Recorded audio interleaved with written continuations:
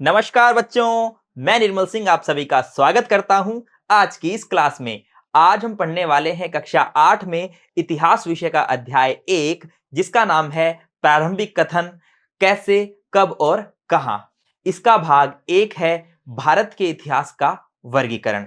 इस पूरे अध्याय में हम इतिहास का वर्गीकरण भी देखेंगे और हम जानेंगे कि अभिलेखागार, संग्रहालय और इतिहास में सर्वेक्षण का क्या महत्व है।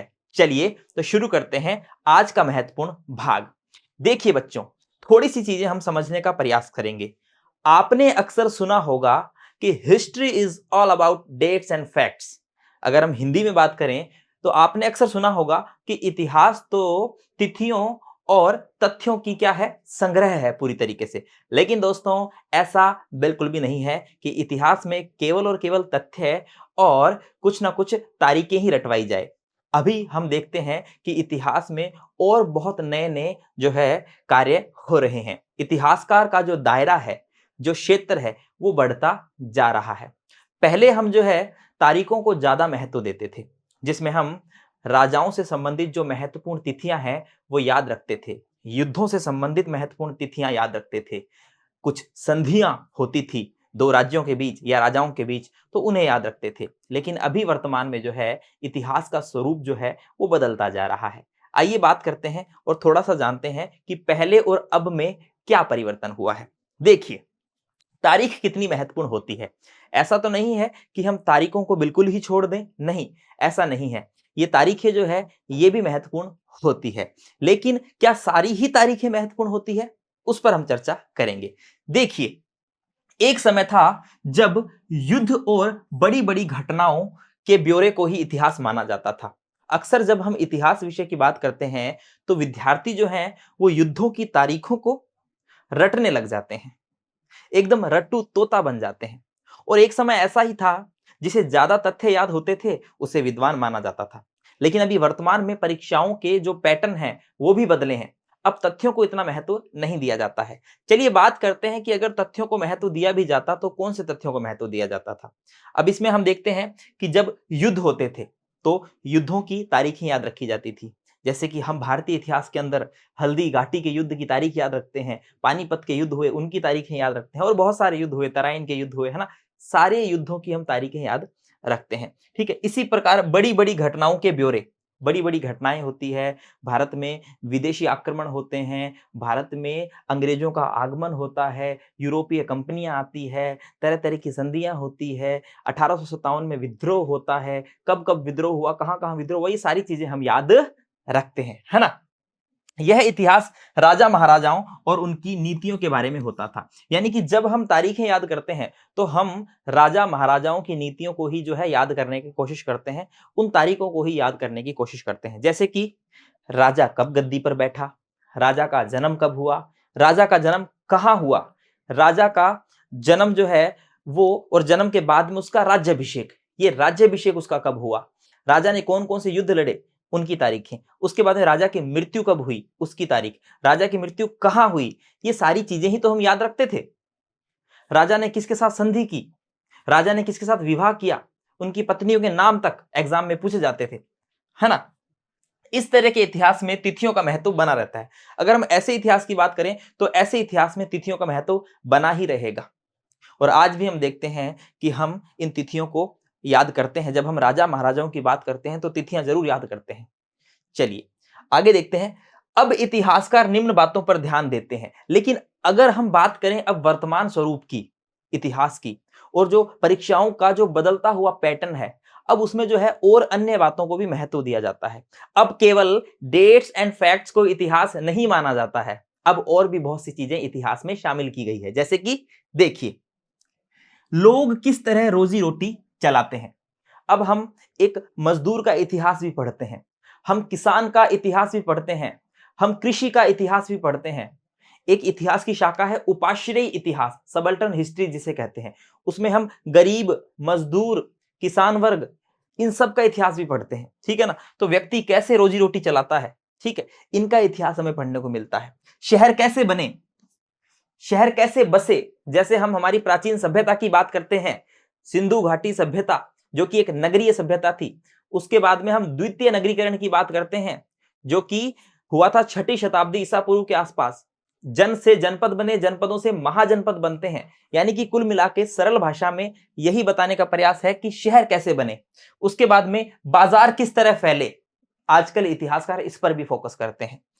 किस तरह रियासतें बनी, किस तरह नए विचार पनपे, नई नई विचारधाराएं आई, संस्कृति व समाज किस तरह बदले।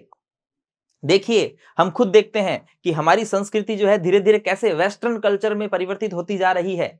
हमारी संस्कृति किस प्रकार विदेशी संस्कृति से प्रभावित हुई। अगर भारत पर विदेशी आक्रमण हुए हैं तो कुछ ना कुछ भारतीय संस्कृति में भी परिवर्तन आया है।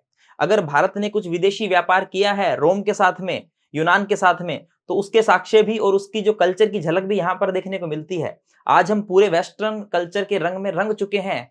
हम जीन्स पहनते हैं, हम टी शर्ट पहनते हैं, हम चिप्स कुरकुरे खाते हैं। ये प्रभाव कैसे आया? ये प्रभाव आया अंग्रेजों के भारत में आगमन से, है ना। तो इन चीजों पर फोकस किया जाता है वर्तमान में इतिहास पर। चलिए आगे देखिए, कौन सी तारीखें। चलिए हम बात करते हैं कि अगर इतिहास में तारीखों को महत्व ही दिया जाए तो कौन सी तारीखों को महत्व दिया जाता है। देखिए, गवर्नर जनरल का शासनकाल। अक्सर हम इतिहास के अंदर देखते हैं कि कौन सा गवर्नर जनरल कब भारत आता है, कितने समय तक भारत पर शासन करता है, उसके द्वारा किए गए सुधार कार्य क्या क्या थे, उसने कौन कौन सी नीतियां अपनाई, उसने भारतीयों के प्रति क्या क्या पॉलिसी फॉलो करी। ठीक है, उसके बाद में वो वापिस कब जाता है, उसकी जन्म मृत्यु, ये तारीखें हम अक्सर याद रखते हैं। इसी के साथ में प्रथम गवर्नर जनरल वारेन हेस्टिंग्स से आखिरी वायसराय लॉर्ड माउंटबेटन तक की हम तारीखें याद रखते हैं। बिल्कुल, आप देखते हैं कि वारेन हेस्टिंग्स, है ना, 1773 के अंदर गवर्नर जनरल बनता है। फिर हम देखते हैं भाई माउंटबेटन, ठीक है, माउंटबेटन वो कब तक रहा भारत में, हम सारी बातें देखते हैं। उसी के साथ में इन तारीखों का महत्व इन अधिकारियों की गतिविधियों, नीतियों, उपलब्धियों पर आधारित है। बिल्कुल बिल्कुल सही है। ये जो तारीखें हैं, ये सारी इन गवर्नर जनरल द्वारा की गई जो कार्य प्रणाली है उन पर फोकस करती है। माउंटबेटन द्वारा लाई गई माउंटबेटन योजना कब लाई गई थी, है ना, किस वर्ष लाई गई थी। हेस्टिंग्स ने कौन कौन सी नीतियां अपनाई। बिल्कुल, लॉर्ड कॉर्नवालिस आया, लॉर्ड मेयो आया, ठीक है ना, विलियम बेंटिक, कैनिंग, बहुत सारे गवर्नर जनरल भारत में आते हैं, बहुत सारे वायसराय रहते हैं। उनकी कार्य प्रणालियों पर हम ध्यान देते हैं और हम फिर तिथियां भी याद रखते हैं कब जो है अलग अलग नीतियों को लागू किया गया था। इस इतिहास में भारतीय गतिविधियों का महत्व नहीं है, लेकिन समस्या ये है प्यारे बच्चों कि ये जो हम इतिहास पढ़ रहे हैं इसमें तो केवल ब्रिटिश गवर्नर जनरल की ही हमें जानकारी मिल रही है। भारतीय इतिहास का क्या? और अगर भारतीय इतिहास की जानकारी थोड़ी बहुत मिलती भी है तो वो भी इनकी नीतियों में थोड़ी बहुत जानकारी झलक जाती है कि इस समय ऐसी ऐसी पॉलिसी अपनाई गई थी। अगर किसी पॉलिसी का किसी ने विद्रोह किया तो थोड़ा बहुत भारतीय इतिहास का भी पता चल जाता था। बाकी इतना ज्यादा भारतीय इतिहास का जो है, इन तारीखों को अगर आप रटते रहोगे तो भारत के इतिहास का क्या, भारत के स्वर्णिम इतिहास का क्या। बिल्कुल। चलिए, तो ये जो तारीखें हैं ये तो केवल गवर्नर जनरल के कार्य और उनकी नीतियों के इर्द गिर्द ही घूमती रहती है। इन तारीखों के साथ हम भारतीय इतिहास को जो है वो नहीं जान सकते हैं अच्छे से। ठीक है, चलिए आगे देखते हैं। देखिए, जैसे कि तारीखों में हमने बात करी वारेन हेस्टिंग की, जो कि 1773 के अंदर पहले गवर्नर जनरल भी बनते हैं। ये एक फैक्ट है और अक्सर परीक्षाओं में पूछा जाता है। तिथियां हैं, याद आपको भी रखनी है। चलिए, इसी के साथ में हम अवधियां कैसे तय करते हैं। चलिए, अब हम यहां पर आने वाले हैं सीधे सीधे भारत के इतिहास के वर्गीकरण का, जो कि अंग्रेजों द्वारा किया गया था।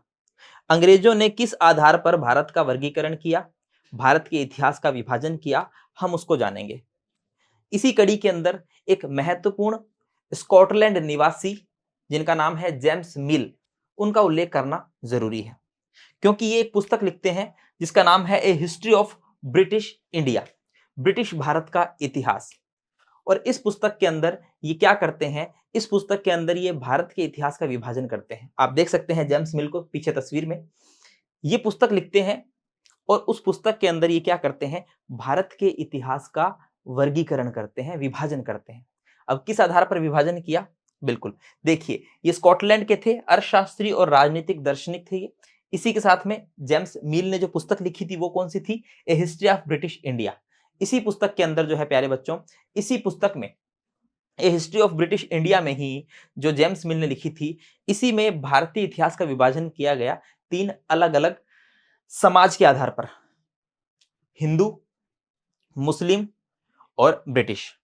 यानी कि यहां पर जो प्राचीन भारत है, जो प्राचीन भारत है, प्राचीन भारतीय काल को हिंदू काल कहा गया। मध्यकालीन भारत, मध्यकालीन जो भारत है, मध्यकालीन भारत के इतिहास को क्या कहा गया प्यारे बच्चों? मुस्लिम। और जो आधुनिक भारत का इतिहास है, आधुनिक भारत का इतिहास, आधुनिक भारत के इतिहास को क्या कहा गया? ब्रिटिश काल।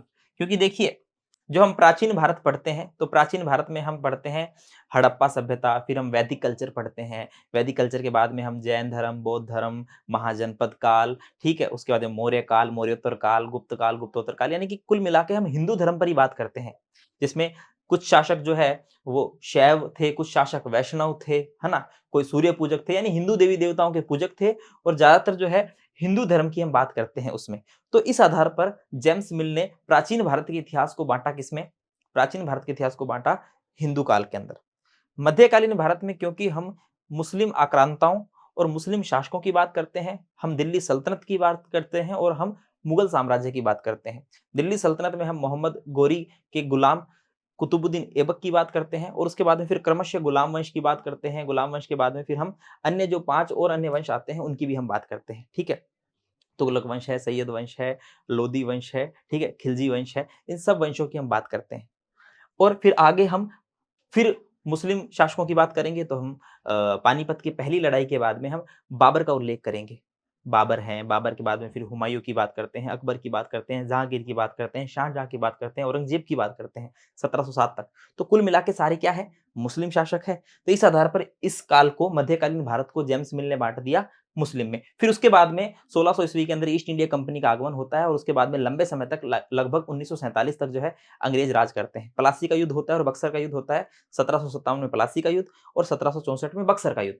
इन 2 लड़ाइयों के बाद में अंग्रेज जो है वो अपने पाँव जो है बंगाल में और धीरे-धीरे बंगाल से फिर पूरे भारत में जमाने का प्रयास करते हैं। तो ये काल जो है ये ब्रिटिश काल के आधार पर जो है इन्होंने बाँट दिया। तो ये विभाजन किया गया जेम्स मिल के द्वारा। लेकिन क्या ये विभाजन सही है?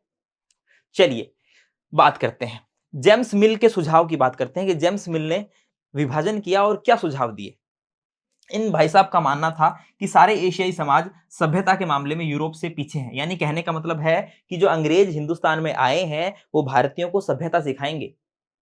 अरे भारतीयों को सभ्यता क्यों सिखा रहे हो? भारत की सभ्यता प्राचीन सभ्यता है, इंडस वैली सिविलाइजेशन, सिंधु घाटी सभ्यता, जो कि मात्र सत्तात्मक सभ्यता मानी जाती है और जिसमें सुव्यवस्थित नगर बसे हुए थे। लोग जो है व्यापार भी करते थे, एकदम सभ्य लोग थे। लेकिन अंग्रेजों का मानना था कि भारतीय जो है इनको ज्ञान नहीं है, ये यूरोपीय सिखाएंगे ज्ञान। ठीक है, फिर देखिए, ब्रिटिश शासन भारत को सभ्यता की राह पर ले जा सकता था। भारत में यूरोपीय शिष्टाचार, कला, संस्थानों और कानूनों को लागू किया जाए। यानी कि भारत के अंदर जो यूरोपीय कल्चर है उसे लागू किया जाए। सीधी सीधी बात यही है। अंग्रेजों की मदद के बिना हिंदुस्तान प्रगति नहीं कर सकता। अंग्रेजों को ऐसा लगता था कि हिंदुस्तान बिना अंग्रेजों की मदद के प्रगति नहीं करेगा। क्या ये बात सच है? नहीं प्यारे बच्चों, हिंदुस्तान ने प्रगति की है। प्राचीन भारत का इतिहास जो है वो एक स्वर्णिम इतिहास रहा है। गुप्त काल जो है उसे भारत का जो है हम स्वर्ण काल भी कह देते हैं, जहां पर हम देखते हैं अनेक गतिविधियां होती है, व्यापार, अंतर्राष्ट्रीय व्यापार, हर एक चीज देखते हैं। स्थापत्य के क्षेत्र में, विज्ञान के क्षेत्र में तरह तरह के विद्वान हुए हिंदुस्तान में। लेकिन अंग्रेजों का मानना क्या था? कि अंग्रेजों का मानना था कि बिना अंग्रेजों की मदद के हिंदुस्तान प्रगति नहीं कर सकता। ठीक है, चलिए, तो ये जेम्स मिल का मानना था। अब हम भारत के इतिहास का एक और वर्गीकरण यहां देखेंगे। एक और वर्गीकरण क्या है? प्राचीन भारत, मध्यकालीन भारत और आधुनिक भारत। प्राचीन भारत में वही हम पढ़ते हैं कि किस प्रकार सभ्यताएं बनी, इंडस वैली सिविलाइजेशन। हम धर्म पढ़ते हैं, वैदिक काल को पढ़ते हैं, हम साम्राज्यों का इतिहास पढ़ते हैं, मौर्य काल पढ़ते हैं, गुप्त काल पढ़ते हैं। मध्यकालीन भारत में मुस्लिम शासकों के बारे में पढ़ते हैं, और आधुनिक भारत के अंदर फिर वही हम अंग्रेजों के शासन के बारे में बात करते हैं। तो एक और वर्गीकरण ये है। लेकिन इस वर्गीकरण में भी समस्याएं हैं। भारत के इतिहास के इस वर्गीकरण में क्या समस्या है? देखिए, इस विभाजन की समस्या है कि इतिहास को इन खंडों में बांटने की यह समझ भी पश्चिम से आई थी। जैसे कि जेम्स मिल ने भारत को तीन अलग अलग, भारतीय इतिहास को तीन अलग अलग भागों में बांटा, वैसे ही ये जो विभाजन है ये भी कहां से आया था प्यारे बच्चों? ये भी पश्चिम से ही आया था। अब पश्चिम का जो मध्यकाल है और भारत का मध्यकाल है, पश्चिम का जो आधुनिक काल है और भारत का जो आधुनिक काल है, उसमें फर्क है। आइए बात करते हैं। पश्चिम में आधुनिक काल को विज्ञान, तर्क, लोकतंत्र, मुक्ति और समानता के विकास का युग माना जाता था। पश्चिम में आधुनिक काल ये था। लेकिन भारत में आधुनिक काल की बात करें तो भारत में आधुनिक काल की बात करें तो अंग्रेजों के शासन में लोगों के पास समानता, स्वतंत्रता या मुक्ति नहीं थी। अगर हम आधुनिक काल को, ब्रिटिश काल को, आधुनिक काल को ब्रिटिश काल ही माने, बिल्कुल अंग्रेज आए थे भारत में और आधुनिक भारत के इतिहास में हम अंग्रेजों का शासन पढ़ते हैं, तो अंग्रेजी काल के अंदर समानता, स्वतंत्रता, मुक्ति ये नहीं थी भारत में। दूसरा, न ही यह आर्थिक विकास और प्रगति का दौरा था। यह आर्थिक विकास का दौर नहीं था, बल्कि भारत को तो पूरी तरीके से हम कह सकते हैं, भारत की अर्थव्यवस्था को तो निचोड़ दिया गया था ब्रिटिशर्स द्वारा। व्यापारी कंपनी थी ईस्ट इंडिया कंपनी, जो कि व्यापार कमाने भारत में आई थी। दादा भाई नौरोजी ने धन निष्कासन का सिद्धांत दिया, जिसमें उन्होंने हिंदुस्तान से धन किस प्रकार विदेश जाता है उसके बारे में बताया। तो भारत की आर्थिक प्रगति भी नहीं थी, आर्थिक विकास भी नहीं था। ठीक है ना। इतिहासकार इसे औपनिवेशिक युग कहते हैं। औपनिवेशिक युग यानी प्यारे बच्चों, औपनिवेशिक काल का मतलब यही होता है कि जब कोई शक्ति किसी दूसरी शक्ति को अपने अधीन ले ले, उस पर अपना उपनिवेश बना ले। जैसे कि अंग्रेजों ने क्या किया, भारत को अपने अधीन ले लिया और भारत को अपना उपनिवेश बना लिया। यहाँ पर कोठियां बना ली, यहाँ पर व्यापारिक बस्तियां बना ली। ठीक है। और फिर यहाँ से कच्चा माल वे यूज में लेते थे और यूरोप भेज दिया करते थे। सूती कपड़ा है, मसाले हैं, वो सारी चीजें वे यहाँ से ले लिया करते थे। तो कुल मिला के औपनिवेशिक युग था, यानी ब्रिटिशर्स ने भारत को अपनी एक व्यापारिक बस्ती बना लिया था, एक बस्ती बना लिया था, भारत को अपने अधीन कर लिया था, उस पर शासन करने लगी थी। इसको औपनिवेशिक युग कहा जाता है। ठीक है, याद रखना। तो इस वर्गीकरण में प्राचीन, मध्यकालीन और आधुनिक, इस वर्गीकरण में समस्या ये थी कि जो आधुनिक काल है पश्चिम का और भारत का, उसमें फर्क था। फर्क क्या था वो मैं आपको समझा चुका हूं। औपनिवेशिक क्या होता है, आइए, वैसे तो मैंने आपको समझा दिया है, लेकिन आइए फिर बात करते हैं कि औपनिवेशिक क्या होता है। जब एक देश पर दूसरे देश के दबदबे से राजनीतिक, आर्थिक, सामाजिक और सांस्कृतिक बदलाव आते हैं, तो इस प्रक्रिया को औपनिवेशीकरण कहा जाता है। बिल्कुल, अंग्रेजों का दबदबा भारत पर था, जिससे राजनीतिक परिवर्तन भी आए। आज हम देखते हैं बहुत सारे जो एक्ट है वो तो अंग्रेजी शासन में लागू किए गए थे। हमारा जो संविधान बना उसमें बहुत सारी जो बातें हैं वो अंग्रेजी शासन में लागू की गई बातें हैं। आर्थिक, सामाजिक और सांस्कृतिक बदलाव होते हैं। सांस्कृतिक बदलाव भी हम देख रहे हैं, बिल्कुल बिल्कुल देख रहे हैं हम। सांस्कृतिक, हमारा रहन सहन सारा वेस्टर्न हो चुका है, तो इसको हम औपनिवेशिक कहते हैं, औपनिवेशिक युग कह सकते हैं, याद रखिएगा। चलिए, तो अब आपको समझ में आ गया होगा औपनिवेशिक युग क्या होता है। अब हम देखते हैं कि इस पूरे भाग में हमने क्या सीखा है। तो हमने सीखा इतिहास में तारीखों का क्या महत्व है। बिल्कुल, मैंने आपको बताया कि तारीखें कितनी जरूरी है और कौन कौन सी तारीखें जरूरी है। दूसरा, हमने देखा औपनिवेशिक युग क्या होता है। अभी जस्ट हमने पढ़ा है कि औपनिवेशिक युग जब एक देश दूसरे देश पर अपना दबदबा जमाता है और जिससे उस देश की संस्कृति, समाज, आर्थिक व्यवस्था, राजनीति व्यवस्था सब प्रभावित होती है। बिल्कुल। चलिए, तो अब समय है मूल्यांकन करने का। आइए कुछ प्रश्न देखते हैं और अपना मूल्यांकन करते हैं। देखिए, पहला प्रश्न है, जेम्स मिल द्वारा लिखित पुस्तक का नाम क्या था? A history of British India, history of Scotland, history of America, history of Japan. तो इसका सही उत्तर है a history of British India. Next question देखिए, भारतीय इतिहास के औपनिवेशिक युग से क्या अभिप्राय है? प्राचीन काल, मध्यकाल, ब्रिटिश काल या वर्तमान काल? औपनिवेशिक युग यानी जब एक देश दूसरे देश पर दबदबा जमाता है, तो ब्रिटिशर्स ने भारत पर दबदबा जमाया, तो इसको औपनिवेशिक युग कहा जाता है। नेक्स्ट देखिए, 1773 में पहले गवर्नर जनरल कौन बने थे? Warren Hasting, Lord Cornwallis, Lord Mountbatten, Lord Mayo. तो वारेन हेस्टिंग जो है वो पहले गवर्नर जनरल बनते हैं। नेक्स्ट क्वेश्चन देखते हैं हम, सत्य और असत्य वाला। जेम्स मिल के अनुसार अंग्रेजों की मदद के बिना हिंदुस्तान प्रगति नहीं कर सकता। ये बात सत्य है या असत्य? बिल्कुल, ये बात सत्य है। जेम्स मिल ने सुझाव दिया था कि बिना अंग्रेजों की मदद के हिंदुस्तान प्रगति नहीं कर सकता है। नेक्स्ट क्वेश्चन है, भारतीय इतिहास को डैश डैश डैश कालों में विभाजित किया गया। यानी कि भारतीय इतिहास को कितने कालों में विभाजित किया गया? तो 3 कालों में विभाजित किया जाता है, प्राचीन, मध्यकालीन और आधुनिक। और जेम्स मिल का एक विभाजन उन्होंने देखा, हिंदू, मुस्लिम और ब्रिटिश। चलिए, तो उम्मीद करता हूं ये भाग आपको समझ में आया होगा, अच्छा लगा होगा। धन्यवाद।